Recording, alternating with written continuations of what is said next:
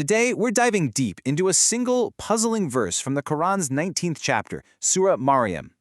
Now, on the surface, it looks like a pretty simple instruction. But lurking just beneath that simplicity is a huge theological question that scholars have debated for centuries, and it all boils down to this. What is the real relationship between a divine miracle and our own human effort? So this is the verse. This is the heart of our entire explainer. And the scene it paints is one of the most intense moments in Scripture.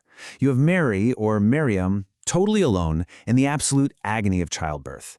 She's gone to the base of a palm tree, and in this moment of complete vulnerability, she gets this divine command. All right, so here's how we're going to break this all down. First, we'll set the scene with the context of this incredible birth. Then we'll get right into the central mystery, the paradox of the palm tree. From there, we're going to explore two competing arguments from scholars before we get to the author's final conclusion. And it's a really powerful lesson on the surprising link between miracles and putting in the work. Now, to really get why this is such a puzzle, you have to feel the gravity of this moment. I mean, Maryam's pregnancy is a miracle in itself, but now she is completely isolated, facing childbirth by herself.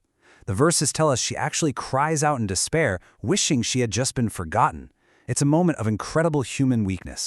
It's at this absolute low point, a moment of total physical and emotional exhaustion, that a voice calls out to her, telling her not to grieve. And then a stream of water appears beneath her. And then comes the command for food, shake the palm tree. And right there, that's where our whole investigation really kicks off. So, this brings us straight to the central paradox. A woman, in the middle of labor, at her absolute weakest physically, is being told to do something that requires a ton of strength. Why? Why would that be the command? This is the exact question that our source text really digs into. Let's just state the question as plainly as we can. God, who just provided a miraculous conception and a stream of water out of nowhere, couldn't he have just made the dates fall? Why command her to do something so physically demanding? That's the mystery we're unpacking here. Okay, so the first major interpretation that our source material lays out all comes down to a really crucial detail. What was the condition of the tree itself? One whole school of thought argues that the tree wasn't just resting for the winter, it was completely dead. So if you go with this view, the command has almost nothing to do with her physical strength. Just picture it, a dry, brittle, lifeless husk of a tree. The instruction to shake it is more symbolic. Her touch is just the trigger for an even bigger miracle, the tree itself coming back to life. And the implications here are just huge. If the tree was dead, then the miracle isn't really about getting her some food. It's a massive demonstration of God's power over life and death itself. It perfectly mirrors her own miraculous birth, and her touch becomes this channel for divine power. Her own strength? Totally irrelevant. But that's just one side of the story. There's another really compelling argument that leads to a completely different conclusion. What if the tree wasn't dead at all? Let's take a look at this second interpretation. This second group of scholars, as our source explains, says, hold on a second, the palm tree was perfectly healthy and it was already full of ripe dates. And this right here completely changes the focus of the entire story. And here you can see the fundamental split between the two theories. The dead tree idea is all about God's absolute overwhelming power. But the living tree theory, that shifts the focus to a kind of partnership between the divine and the human. The lesson changes from being about a passive miracle to a principle where God's help actually requires some human action first. And when you look at the source material itself, you can kind of see a glimpse of it here on the screen. You see these arguments are presented as this genuine, long-standing scholarly debate.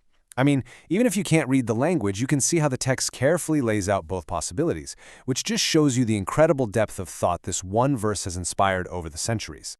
Okay, so we have these two really powerful, really different interpretations on the table. So where does the author of our source text land? This is where we get to the absolute core of the analysis, and honestly, it's a pretty profound conclusion. The author actually comes down on the side of the second interpretation, that the tree was alive. And why? Because the lesson it teaches is so much more universal. The whole point of the command, he argues, was to establish a fundamental principle, like a law of how the universe works. So here's the crucial point. The order to shake the tree wasn't given to make things easy for her, not at all. In fact, it was the exact opposite. For a woman in her condition, it was a difficult, almost impossible task. The purpose was all about demonstrating the value of sa'i. It's an Arabic word that means to strive, to try, to make an effort. God could have just made the dates drop, no problem. But instead, he chose to command an action, and by doing so, he embedded this incredible lesson into the very fabric of the miracle itself. And this is where we get this really beautiful resolution. The real miracle wasn't just the dates. The miracle was the lesson, that divine grace and human effort are completely intertwined. Her small, probably tiny, seemingly pointless effort was met with this huge, immediate divine response. So let's zoom out for a second and look at the bigger picture here. This interpretation doesn't just explain one little verse, it kind of reframes our whole understanding of how divine help can work. You can almost break it down into a clear four-step process.